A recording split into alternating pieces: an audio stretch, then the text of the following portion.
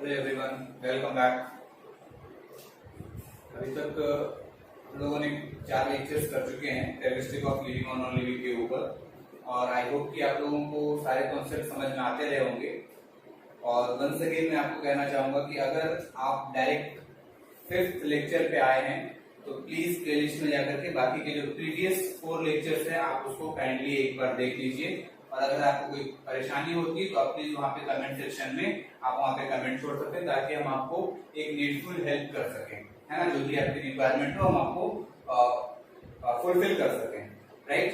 अभी तक हम लोगों ने देखा था, हम लोग देख रहे थे characteristic of living things, how we can differentiate a living body from the non living body. और उसको अच्छी तरीके से समझने के लिए हम लोगों ने कुछ फैक्टर्स के ऊपर स्टडी किया था, कुछ जो पैरामीटर्स हैं जो कि डिफाइन करते हैं एक लिविंग बॉडी को और एक दूसरे नॉन लिविंग बॉडी को। उस चीज को देखने के लिए हमने 4 लेक्चर अभी तक इन्वेस्ट किए हैं, और उस 4 लेक्चर में धीरे धीरे मैं आपको कंप्लीटली डेप्थ तक कुछ चीजों को लेकर के गया हूं, ताकि आपको सारे कॉन्सेप्ट्स एक बेटर वे में समझ में आते रहे, राइट। आज जो अपना 5वां लेक्चर हम सेम उसको कंटिन्यू करेंगे, बट बिफोर कंटिन्यूएशन में आपको अभी तक हमने क्या डिस्कस किया है हर लेक्चर में मैं ये आपको ब्रीफ कर देता हूं। मतलब हम जो लिविंग और नॉन लिविंग के ऊपर जो डिस्कस करते जा रहे हैं अभी हर एक लेक्चर में, अपने डेली बेसिस पे जो हम लेक्चर आपको प्रोवाइड कर रहे हैं, उसमें जो चीजें मटेरियल्स हम आपको प्रोवाइड कर रहे हैं, उसमें अभी तक 4 लेक्चर में हमने सबसे पहले सेल डिवीजन को डिस्कस किया था as a living factor, means it is one of the characteristic of living thing. ठीक है, मतलब जो भी लिविंग होगा उसमें एक डिवाइडिंग प्रॉपर्टी होगी, वो उसके सेल डिवाइड करते रहेंगे। दूसरा फैक्टर हमने देखा था कि अगर डिवीजन होगा तो फर्दर ये ग्रोथ को भी सपोर्ट करेगा, और जब ग्रोथ होगा तब जाकर के जो नेक्स्ट फैक्टर हमने देखा था, जो नेक्स्ट पैरामीटर देखा था वो था डेवलपमेंट का, कि अगर ग्रोथ होता है तो वो डेवलपमेंट को सपोर्ट करेगा। आफ्टर डेवलपमेंट हमने रेस्पिरेशन भी डिस्कस कर चुके हैं कि भाई रेस्पिरेशन क्या होता है। तो ये एक तरह की बायोलॉजिकल प्रोसेस है, एक तरह का बायोलॉजिकल प्रोसेस है जो कि अपना सेल परफॉर्म करता है by utilising some kind of organelles to gain energy, simply breaking down of materials to gain ATP which is the currency of the energy, जो कि एनर्जी की करेंसी है। उस चीज को सेल को फैसिलिटेट करने के लिए ये प्रोसेस होगा। और रेस्पिरेशन को हमने फर्दर 2 पार्ट्स में डिवाइड किया था, जिसको हम कहते हैं aerobic respiration and anaerobic respiration, anaerobic respiration. Aerobic respiration क्या हुआ भाई, जो इन द प्रेजेंस ऑफ O2 हो, which occurs in the presence, मैं ये शॉर्ट फॉर्म लिखता हूं प्रेजेंस का, plus NCE, presence plus NCE। लेकिन अब आप जब वीडियो को देखते हुए जो अपना नोट्स बनाएंगे तो वहां पे आप प्लस NCE नहीं लिख करके आप कंप्लीट स्पेलिंग लिखेंगे PRENCE। So in the presence of oxygen जो प्रोसेस, जो रेस्पिरेशन होगा हम उसे एरोबिक रेस्पिरेशन कहेंगे। उसमें हमने ग्लाइकोलाइसिस को डिस्कस किया था, क्योंकि ग्लाइकोलाइसिस क्या है, it is a kind of aerobic catabolic process, है ना। यहाँ पे हमने एग्जाम्पल को ग्लाइकोलाइसिस रखा था, मतलब ब्रेकिंग डाउन ऑफ ग्लूकोज। और एनारोबिक रेस्पिरेशन में हमने एग्जाम्पल दिया था फर्मेंटेशन को। बिफोर एग्जाम्पल, ये जो प्रोसेस होगा एनारोबिक रेस्पिरेशन किसे कहेंगे, which occurs in the absence of O2। ये एनारोबिक रेस्पिरेशन क्या है, जो कि ऑक्सीजन के एब्सेंस में होगा, जिसको ऑक्सीजन की रिक्वायरमेंट नहीं होगी। लेकिन aerobic respiration without oxygen it cannot occur, it cannot provide ATP as a resultant, क्योंकि एरोबिक रेस्पिरेशन क्या है, ये एटीपी प्रोवाइड करेगा। एनाएरोबिक रेस्पिरेशन क्या है भाई, ये भी एटीपी प्रोवाइड करेगा। कैसे प्रोवाइड करेगा, by breaking down the complex material in the presence और एब्सेंस ऑफ एटीपी। तो एक सवाल ये भी आता है कि भाई क्यों जरूरत है दो तरह की एटीपी, जब दोनों भी फॉर्म में एटीपी का ही जनरेशन हो रहा है, तो हमें एरोबिक रेस्पिरेशन क्यों चाहिए, हमें एनाएरोबिक रेस्पिरेशन क्यों चाहिए। तो उसको समझने के लिए थोड़ा सा हम एक चीज देख लेते हैं कि ये एरोबिक और एनाएरोबिक रेस्पिरेशन में जो मेन डिफरेंस होता है, यहाँ पे ऑक्सीजन का प्रेजेंस और यहाँ पे ऑक्सीजन का एब्सेंस होता है। और दूसरी चीज, bye the help of aerobic respiration the organisms are going to get more number of ATP। मैंने क्या बोला, by the help of aerobic respiration, or in other words or in other sentence we can say it as when a cell go for aerobic respiration, it is going to gain more number of ATP in comparison to anaerobic respiration। हमने क्या बोला कि जो aerobic respiration है, इसके case में aerobic respiration facilitates more number of ATP after the breakdown of molecule, after the breakdown of complex molecule, but in comparison to aerobic respiration, the anaerobic respiration simply provides a very less number of ATP by breaking down the molecules। As for example, अगर एक glucose, मैं बता रहा हूं आपको, समझिएगा थोड़ा main difference क्या है। अगर एक ग्लूकोज मॉलिक्यूल ये एरोबिक रेस्पिरेशन को जाता है, कौन सा रेस्पिरेशन को जा रहा है, एरोबिक रेस्पिरेशन को जाता है, मतलब इस ग्लूकोज मॉलिक्यूल का जो ब्रेकडाउन हो रहा है वो एरोबिक रेस्पिरेशन के थ्रू हो रहा है। तो यहाँ पे लगभग 36 और 38 ATP as a net gain होता है। 36 और 38 ATP ये नेट गेन होता है अगर एक ग्लूकोज मॉलिक्यूल एरोबिक रेस्पिरेशन को जाता है।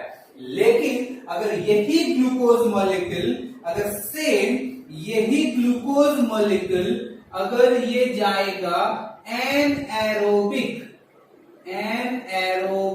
रेस्पिरेशन को, तो from that glucose molecule the cell is going to get a very less number of ATP, that is what only 2 ATP is being utilized, only 2 ATP is the net gain in case of anaerobic respiration। तो अभी आपको समझ में आ गया होगा कि ये जो रेस्पिरेशन हम पढ़े हैं, जो कि दो टाइप्स का है, aerobic respiration and anaerobic respiration, तो क्यों एक सेल एरोबिक रेस्पिरेशन को जाएगा और क्यों किस सिचुएशन में वो सेल एनारोबिक रेस्पिरेशन को जाएगा। अगर there is plenty of oxygen is available when more concentration of O2, when more number or the concentration of O2 which is required for performing aerobic respiration is more than sufficient, then in this situation the aerobic respiration occurs. But when the concentration of oxygen, in which condition, when the anaerobic respiration is going to occur, when the concentration of O2 is less than the required concentration, the required one, जितना required होगा अगर उससे कम O2 का concentration होता है, तो in that case the cell is going to switch into anaerobic condition from aerobic condition। वो aerobic से एनारोबिक की तरफ शिफ्ट करेगा। कब शिफ्ट करेगा? जब वहां पे O2 का कंसंट्रेशन कम होगा, लेकिन जैसे ही उसको O2 का कंसंट्रेशन अप्रोप्रिएट वे में मिलेगा, in that case the cell again starts the aerobic respiration. Why the cell starts aerobic respiration? Because from that condition the cell is going to get a very high number of ATP, that is 19 times more, 19 times extra number मिलता है. यहाँ पे 2 है तो यहाँ पे 36 या 38. Generally हम 38 को कंसिडर करते हैं. ये बहुत डेप्थ की बात होती है, मैं आपको आगे बताऊंगा नेक्स्ट लेक्चर में. जब हम रेस्पिरेशन टॉपिक पढ़ेंगे वहां पे इन डिटेल बताऊंगा कि कौन से पाथवे को फॉलो करता है तब 36 एटीपी मिलता है, और फिर वो कौन सा पाथवे होता है जिसमें कि 38 एटीपी मिलता है. So these are the some kind of suspense in biology, जो कि आपको सोचने पे मजबूर करेगा कि क्यों हमें बायो पढ़ने की जरूरत है. Why we need biology in our day to day life. मैंने क्या बोला? The respiration which is of 2 types, the aerobic respiration and the anaerobic respiration. ये स्विच होगा एक दूसरे में, वो डिपेंड करेगा on the concentration of O2, on the concentration of O2. Oxygen अगर एप्रोप्रिएट वे में प्रेजेंट है, जितना रिक्वायर्ड है उतना अगर प्रेजेंट है, तो इस केस में वो जो सेल होगा एरोबिक रेस्पिरेशन को जाएगा. और अगर O2 का कंसंट्रेशन कम है, when the concentration of O2 is less, decrease हो गया. When the concentration of O2 is less, means वो डिक्रीज हो गया है, तब ये सेल शिफ्ट कर जाएगा एनारोबिक रेस्पिरेशन को. जिसमें हमने एग्जांपल देखा था, the fermentation is a better example for anaerobic respiration. After that हमने डिस्कस किया था कि भाई कैटाबोलिज्म क्या होता है. हमने सेल डिवीजन देखा, ग्रोथ देखा, डेवलपमेंट देखा, रेस्पिरेशन देखा. उसके बाद जो हमने 5th फैक्टर देखा है वो था मेटाबॉलिज्म. जो 5th फैक्टर था इज व्हाट? The metabolism. तो मेटाबॉलिज्म किसे कहेंगे भाई? The 5th one is the metabolism. Metabolism किसे कहेंगे? The complete cycle, the complete biological process, चाहे वो बायोलॉजिकल प्रोसेस हो या केमिकल प्रोसेस हो, inside the cell, inside the body, inside the system of an organism, तो उसको हम कहेंगे मेटाबॉलिज्म. जिसको हमने मैथमेटिकली एक डिराइव किया था कि what is metabolism? It is the sum of anabolism and catabolism. It is the sum of anabolism and catabolism. Catabolism. तो anabolism क्या था? Formation of something. अगर कहीं पे कुछ फॉर्म हो रहा है, if formation is going to be occur, if formation occurs, formation of any complex molecule from their simpler form, from their respective simpler form, is what called as anabolism. And if the breaking down of complex molecule occurs, is what the catabolism. In that case हमने एक example लिया था बिल्ली की, कि बिल्ली अगर काटती है तो वहां पे सीधे सेल्स निकलते हैं, तो which is what? कैट ने काटा, कैट ने काटा, कैटाबॉलिज्म. एनाबॉलिज्म में आना, दोस्त को आप बुला रहे हो, आना. जब आएंगे तो किसी एक कमरे में कोई बाहर आपके दोस्त आते हैं, वो नॉक करते हैं, आप उसको बोलते हो आना. आना मतलब जब वो आपके घर के अंदर रहेंगे तो वहां पे पॉपुलेशन इंक्रीज कर जाएगा. This is what the anabolism. जिसके लिए एक बहुत ही बेटर एग्जांपल देखा था हमने एनाबॉलिज्म का, is what? The photosynthesis. Photosynthesis is a kind of anabolic process. Photosynthesis is a kind of anabolic process. And respiration में हम देख, कैटाबॉलिज्म जो है, कैटाबॉलिज्म में रेस्पिरेशन ही, क्योंकि वहां पे ब्रेकडाउन हो रहा है. यहाँ पे हम एक कैटाबॉलिज्म के केस में एग्जांपल हमने लिया था ग्लाइकोलाइसिस, जो कि हमने रेस्पिरेशन में भी सेम लिया था, है ना. Breaking down of glucose, glucose is the complex molecule, और जब वो ब्रेक होता है तो carbon dioxide and water release करता है, plus some amount of energy भी रिलीज करता है। एक ग्लूकोज मॉलिक्यूल जब ब्रेक होगा रेस्पिरेशन प्रोसेस के थ्रू, तो वो 36 या 38 एटीपी प्रोवाइड करेगा, और अगर एनारोबिक रेस्पिरेशन के थ्रू ब्रेक होता है तो 2 एटीपी प्रोवाइड करेगा as a net gain. Net gain बोले तो जितना आपने इन्वेस्ट किया और जितना निकला, अगर इन्वेस्टमेंट से ज्यादा आउटपुट है तो आपका नेट गेन होगा, और अगर इन्वेस्टमेंट से कम आपका आउटपुट है तो आपका लॉस कहलाएगा। इसलिए हमने नेट गेन वर्ड यूज किया है। ठीक है, तो मेटाबॉलिज्म क्या हो गया? द कंप्लीट बायोलॉजिकल और chemical process occurring inside the cell, the complete biological and chemical process which continuously occur inside the cell by the cell organelles is what called as metabolism। चाहे किसी चीज की formation हो या किसी चीज का ब्रेक डाउन हो, कोई भी प्रोसेस अगर फॉर्मेशन या ब्रेक डाउन के लिए रिस्पॉन्सिबल होता है तो उस कंबाइंड फॉर्म को हम क्या कहेंगे? मेटाबॉलिज्म कहेंगे। मतलब मेटाबॉलिज्म क्या हो गया? All the process which occurring inside the cell। समझ गए? और मेटाबॉलिज्म रिक्वायर्ड क्यों है? ताकि कुछ जो वेस्ट मटेरियल है, जो नाइट्रोजन कंटेनिंग मटेरियल्स हैं, वो वहां से रिलीज हो सके। तो ये सारी चीजें हमने लास्ट तक हमने डिस्कस कर लिया था।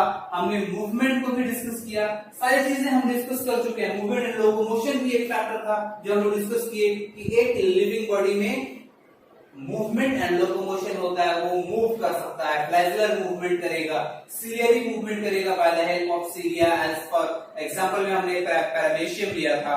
फ्लैजुलर मूवमेंट में हमने स्पर्म को एज एग्जांपल लिया था, जो कि फीमेल बॉडी में एंटर करता है और वो ओवम तक पहुंचता है स्विम करते हुए bye the help of flagella, और जाके फ्यूज करता है एग को, है ना।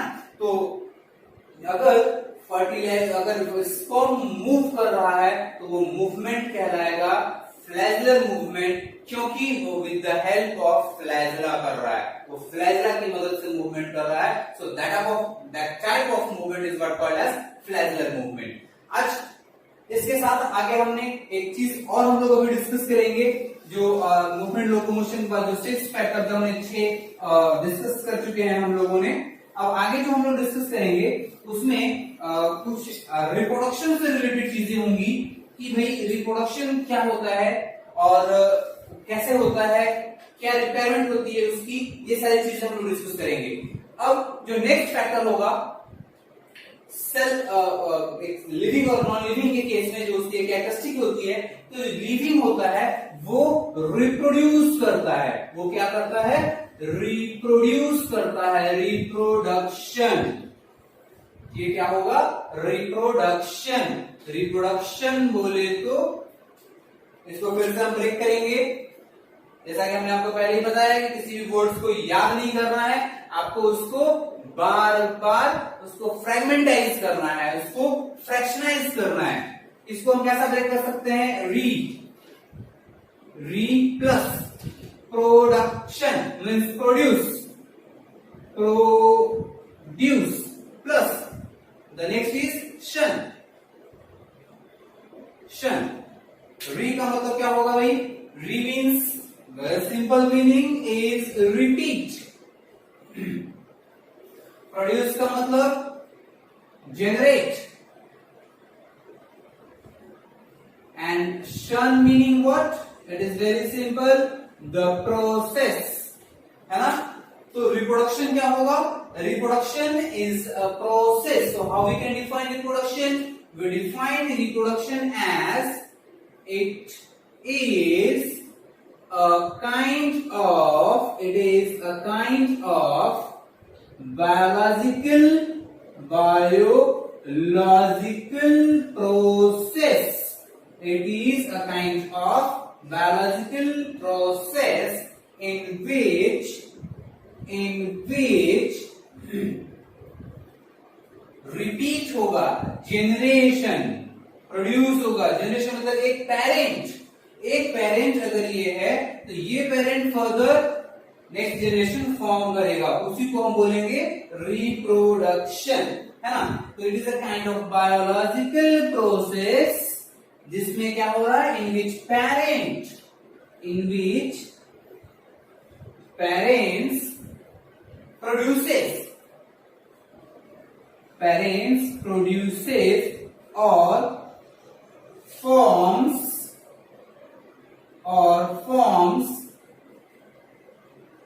their next generation. Means what? It is a kind of biological process in which parents produces or forms their next generation. ये next generation क्या है भाई? जो उनकी progeny होगी. Next generation that is its progeny. हमने क्या लिखा? It is a kind of biological process in which parents, it is very important here, parents produces or forms their next generation, that is its progeny. क्यों चाहिए? Why a cell or a parents requires the process of reproduction? Now think what happens? क्या होगा अगर reproduction process ना हो? क्या होगा अगर रिप्रोडक्शन प्रोसेस ना हो? अगर रिप्रोडक्शन नहीं होता है तो नेक्स्ट जनरेशन कभी फॉर्म नहीं होगा और एक पेरेंट्स की जो अपनी आइडेंटिटी होती जो होते हैं ना कि एक आपका वंश कंटिन्यू रहता है, आपका मेंटेनेंस इस इकोसिस्टम में, इस इकोलॉजी में आपकी एग्जिस्टेंस प्रूव करती है. अगर रिप्रोडक्शन ना हो तो कभी भी आपका एग्जिस्टेंस इस इन्वायरमेंट में नहीं होगा. जैसा आज के टाइम पे डायनासोर्स का नहीं है, आज वो एक्सटिंक्ट हो गए, बिकम्स एक्सटिंक्ट. सेम अगर ह्यूमंस या कोई ऑर्गेनिज्म, चाहे काऊ हो, बफेलो हो या कोई लिजर्ड हो, कोई भी ऑर्गेनिज्म अगर इस प्रोसेस को नहीं कर पाता है तो वो एक्सटिंक्ट हो जाता है, उसका जनरेशन वही स्टॉप हो जाता है. सो थोड़ा सा इस डेफिनेशन को हम लोग और कंटिन्यू करेंगे. इसमें क्या लिखेंगे भाई? It is a kind of biological process in which parents produces और forms their next generation, that is its progeny. वो अपनी progeny फॉर्म करता है. क्यों? to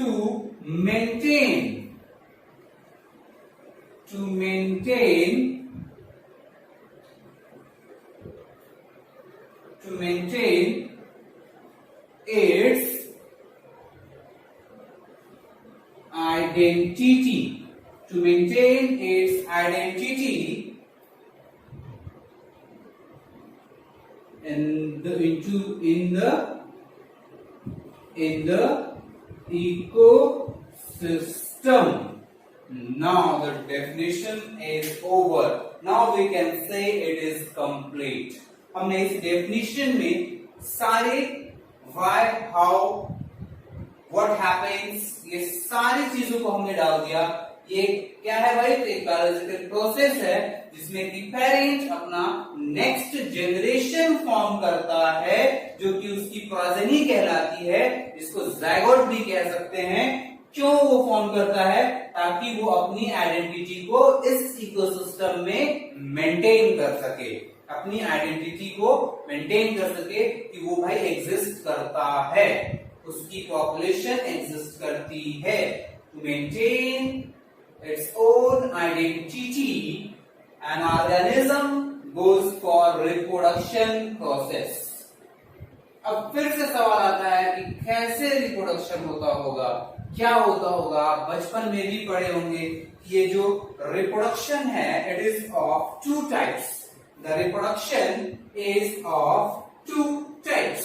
मैं इसके बाद आपको वो डिस्कस कर देता हूँ. Once again, it is a kind of biological process in which parents produces or forms their own generation or their generation, that is its progeny, to maintain its identity in the ecosystem, या in this ecosystem भी कह सकते हैं, या in the environment जहां वो रहता है ना. तो अब आगे इस रिप्रोडक्शन के टाइप्स भी हम लोग देखेंगे कि रिप्रोडक्शन क्या है, और कितने टाइप्स होते हैं, इसके कितने टाइप्स हो सकते हैं और उनका बेसिस क्या है टाइप्स का. क्यों ये सेम कंटिन्यू नहीं कर सकता? क्या सारे ऑर्गेनिज्म एक जैसे रिप्रोड्यूस करेंगे? हाँ, अब ऑर्गेनिजम्स की भी बहुत बड़ी डाइवर्सिटी है। डाइवर्सिटी बोले तो उनका बहुत ज्यादा डिफरेंस है, उनमें बहुत ज्यादा नंबरिंग काफी ज्यादा है। Diversity different different kinds of population is what called as diversity. Different different तरह की ऑर्गेनिज्म की पॉपुलेशन पड़ी है अपने इकोसिस्टम में। तो क्या सारे भी ऑर्गेनिजम्स जो हैं क्या वो एक जैसे रिप्रोड्यूस करेंगे? नहीं भाई, वो कभी भी एक जैसे रिप्रोड्यूस नहीं करेंगे। एक ऑर्गेनिज्म शायद ये हो सकता है कि बहुत सारे ऑर्गेनिज्म एक जैसा रिप्रोडक्शन करे, मतलब उसमें कुछ पेरेंट्स का रोल होता है। हमने डेफिनेशन में देखा कि parents is very required. So on the basis of number of parents, on the capacity of their parents to reproduce their next generation, the reproduction is what further classified into two types. The reproduction is of two types. Reproduction जो है ये दो तरह का होगा।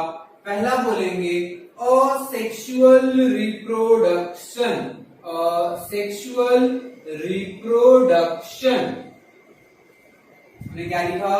asexual reproduction। और जो दूसरी कैटेगरी होगी is what called as sexual reproduction, sexual reproduction। इनका बेसिस क्या है भाई क्लासिफिकेशन का? What is the basis of classification of the reproduction process into two kinds, the sexual and sexual, on the basis of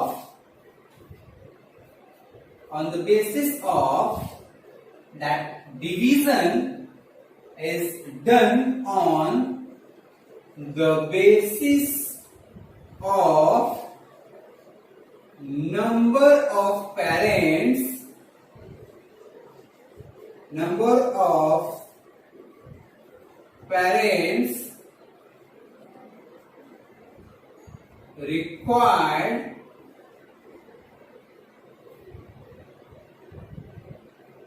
required for the process।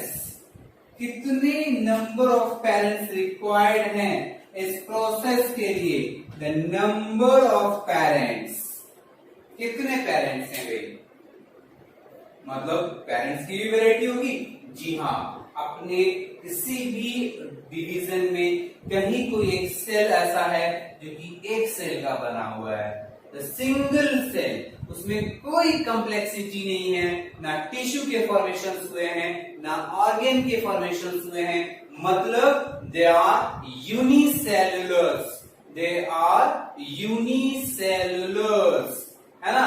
तो like इस कह सकते हैं, लाइक बैक्टीरिया कह सकते हैं, they generally go for asexual mode of reproduction. A single parent is responsible for the reproduction process. A single parent is having capacity to reproduce, to generate their next generation. मतलब क्या हुआ? A single parent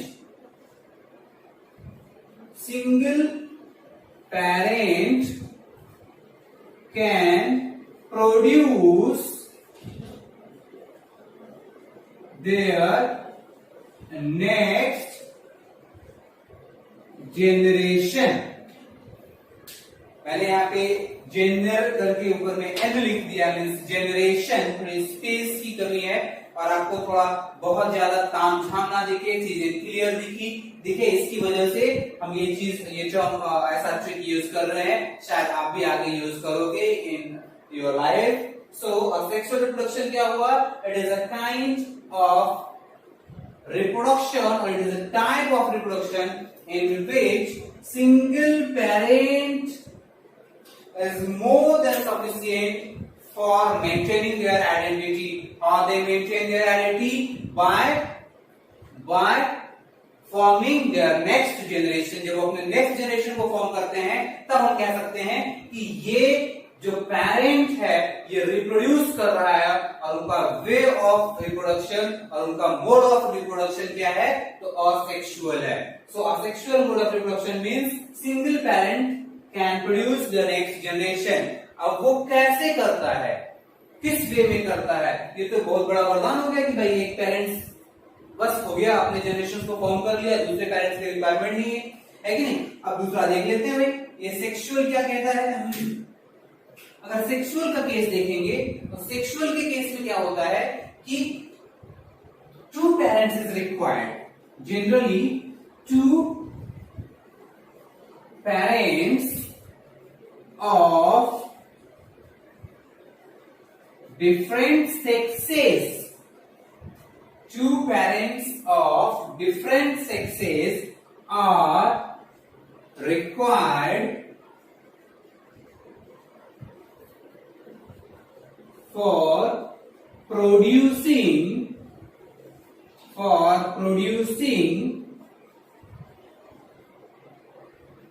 their next generation.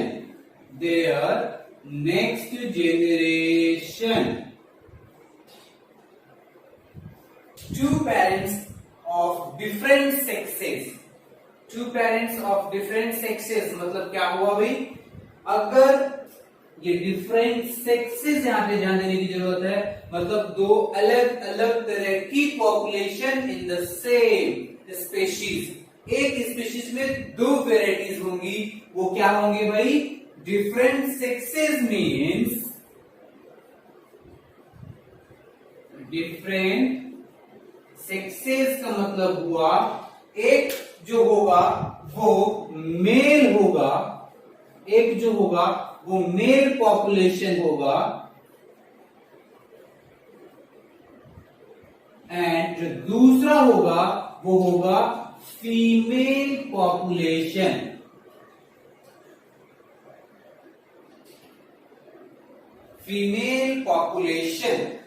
तो mail को जो है हम ऐसे symbol से रिप्रेजेंट करते हैं, मेल को हम ऐसा सिंबल देते हैं और फीमेल को एक गोल करके नीचे ऐसा प्लस साइन देते हैं.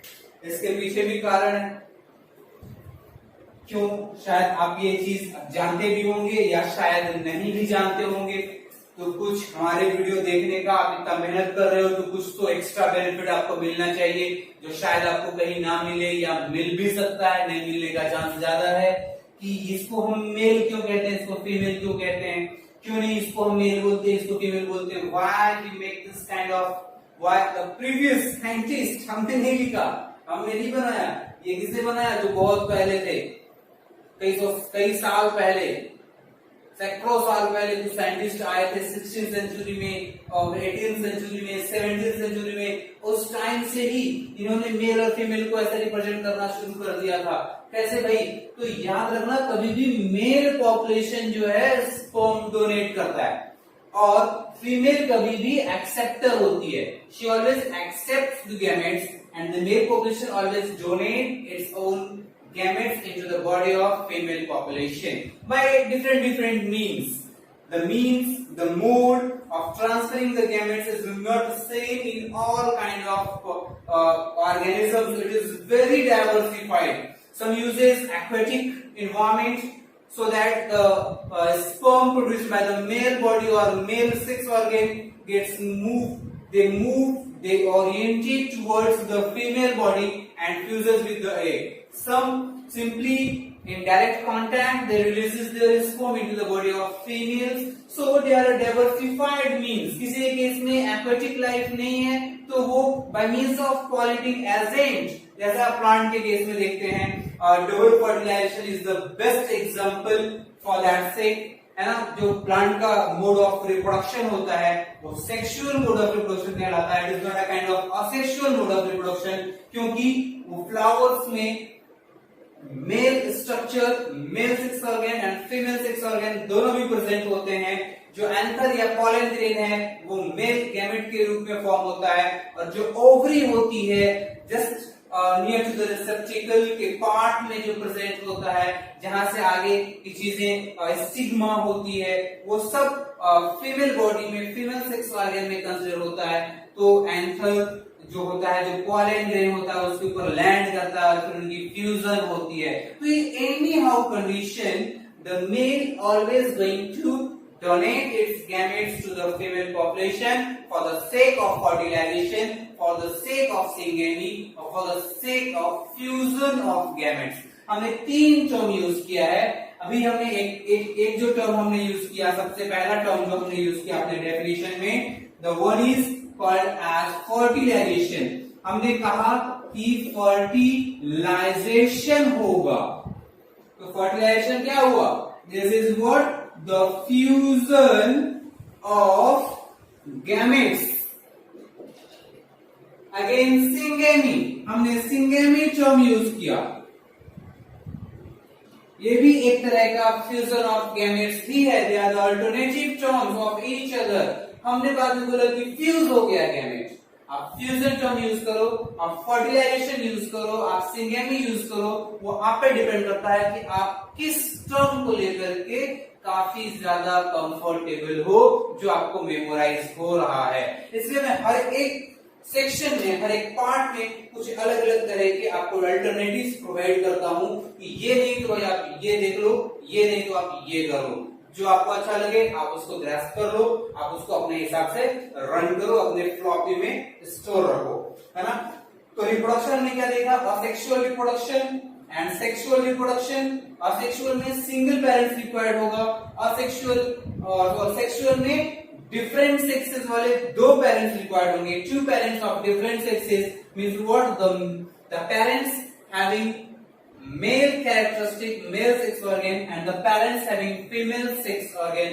In that situation they both releases the gametes and the fusion occurs, further the formation of zygote occurs. Okay, तो asexual reproduction में क्या होता है जनरली, इसमें क्या चीजें आती है वो जरा सा शायद आप लोग पहले से भी जानते होंगे, लेकिन फिर भी मैं आपको थोड़ा बता देता हूं। जो असेक्सुअल मोड होता है इसमें अलग अलग मीन्स हैं, अलग अलग मोड को यूज करते हैं। जैसे एक होता है फ्रैगमेंटेशन। फ्रैगमेंटेशन मतलब फ्रैगमेंटाइज। ये देखिए फ्रैगमेंटेशन, ये कुछ अलग से याद करने की जो यूनिसेलुलर ऑर्गेनिजम्स होते हैं, दे simply फ्रैगमेंटाइज their body.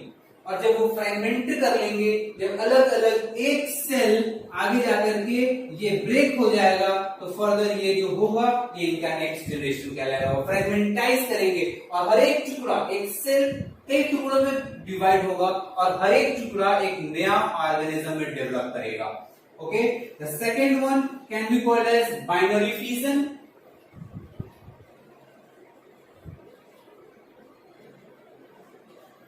Next is what? The birds formation. Amoeba, hydra के केस में आप कह सकते हैं।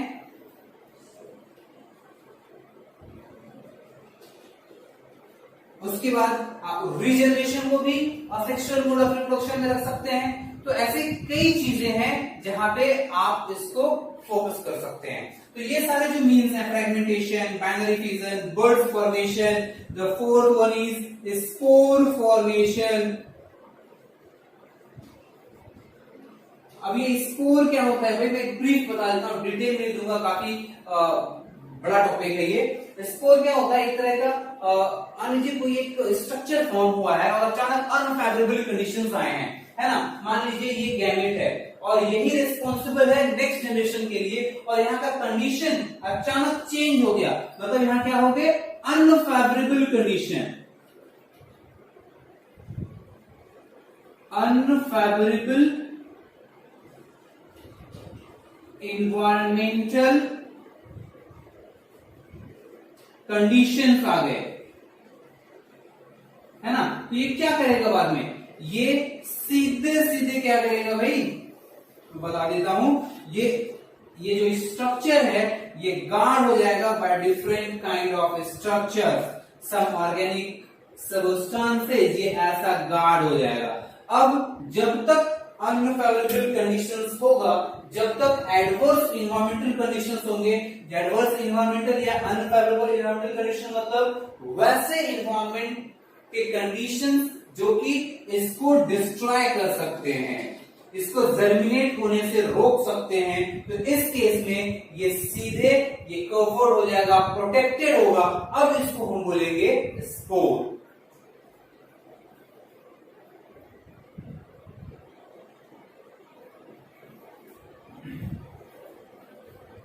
अब इसे हम क्या कहेंगे, स्पोर कहेंगे।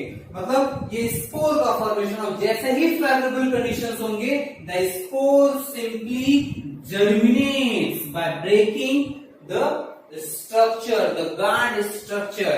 This is what the spore formation. हमने क्या देखा, फ्रेगमेंटेशन देखा, बाइनरी फिजन वो भी ब्रेक हो जाएगा, बर्ड्स फॉर्मेशन, ये दोनों सेम नहीं है, कुछ डिफरेंट ट्रिक्स होते हैं वहां पे। बर्ड्स फॉर्मेशन एक बल्जी आउट होता है और वो धीरे धीरे उसका मास बढ़ता है, वो अपने पेरेंट बॉडी से डिटैच हो जाता है। और उसके बाद फिर spore formation. This all the modes of reproduction comes under the section of asexual reproduction. अब सेक्सुअल रिप्रोडक्शन में क्या आएगा, वो सेक्सुअल रिप्रोडक्शन में क्या होगा, सेक्सुअल रिप्रोडक्शन में सीधे सीधे चीजें कवर करेंगे हम।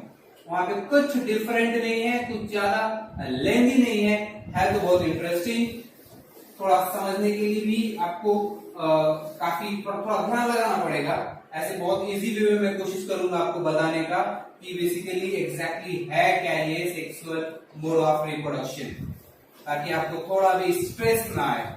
सेक्सुअल मोड ऑफ रिप्रोडक्शन क्या है भाई, तो सबसे पहले क्या होगा, सबसे पहले क्या होगा भाई, तो गैमेट्स के प्रोडक्शन होंगे। सबसे पहले क्या होगा, तो गैमेट प्रोड्यूस करेगा, है ना, production of gametes, production of gametes from, मैं अब साइन यूज करूंगा, मेल एंड फीमेल पेरेंट्स। अब उसके बाद क्या होगा, जैसे मान लीजिए ये जो मेल है ये शायद स्पर्म फॉर्म किया और ये जो फीमेल है ये एग फॉर्म की। मैं इसको एस से रिप्रेजेंट करूंगा, इसको मैं एग से रिप्रेजेंट करूंगा, या ओवम भी कह सकते हैं। फर्दर क्या होगा, फ्यूजन, फ्यूजन या फर्टिलाइजेशन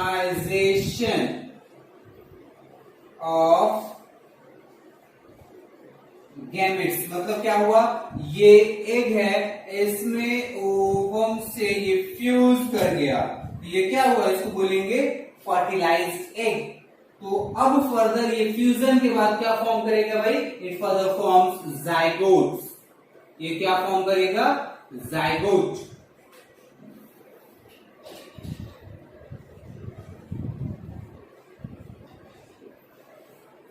ये हो गया इनका नेक्स्ट जेनरेशन। तो असेक्सुअल मोड में देखा आपने कि जो मेल पॉपुलेशन है वो अलग तरह की गैमेट प्रोड्यूस करेगा, जो फीमेल पेरेंट है वो अलग तरह की, दोनों भी अलग different types of gametes produce करेंगे, और वो जो गैमेट्स होगा वो बाद में फ्यूज करेगा, उनका फर्टिलाइजेशन होगा, और ये फ्यूज फर्टिलाइज होने के बाद ये जो स्ट्रक्चर है ये जाइगोट फॉर्म करेंगे। मुझे शायद लगता है कि आपको ये काफी अच्छी तरीके से समझ में आ गया होगा, है ना। अब नेक्स्ट अपन देखेंगे एक और इम्पोर्टेंट कैरेक्टरिस्टिक है लिविंग और नॉन लिविंग के बीच में, जो कि लिविंग बॉडी को सपोर्ट करता है और नॉन लिविंग बॉडी में वो चीजें एग्जिस्ट नहीं करती हैं, is what called as consciousness. Consciousness मतलब हम कॉन्शियस हैं, हम चीजों से हम रिएक्ट कर सकते हैं, है ना, हमारे अंदर रिएक्टिविटी है। अगर हमें कोई मारता है तो हम डिफेंड भी करते हैं, अगर कोई कुत्ता भौंके तो हमें डर भी लगता है, कोई मारने को दौड़े तो हम भागना भी जानते हैं, है ना, हम हर तरह की, भूख लगे तो अलग एक्सप्रेशन होता है, तो हम कॉन्शियस हैं। और ये चीज नॉन लिविंग में नहीं है, एक चेयर कभी रिस्पॉन्स नहीं दे सकता। लेकिन एक सवाल आता है, मैं ये वीडियो इस क्वेश्चन पे ला करके छोड़ूंगा कि भाई ठीक है, कॉन्शियसनेस अगर है तो वो एक कैरेक्टरिस्टिक है लिविंग बीइंग्स की।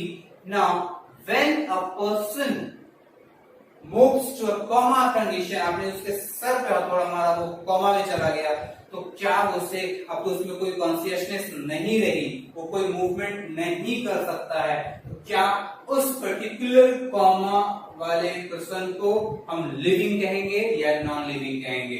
फिर से क्वेश्चन समझिएगा, मैं अपना एग्जांपल लेता हूं, एक नॉर्मल हूं, मेरे में कॉन्शियसनेस है तो मैं लिविंग हूं, राइट। लेकिन अचानक मैं कॉमा में चला गया due to some any conditions, due to some kind of accident, किसी भी रीजन से मैं कॉमा में चला गया, अब मेरे में कोई मूवमेंट नहीं है, मैं बस एक हाफ डेड बॉडी हूं।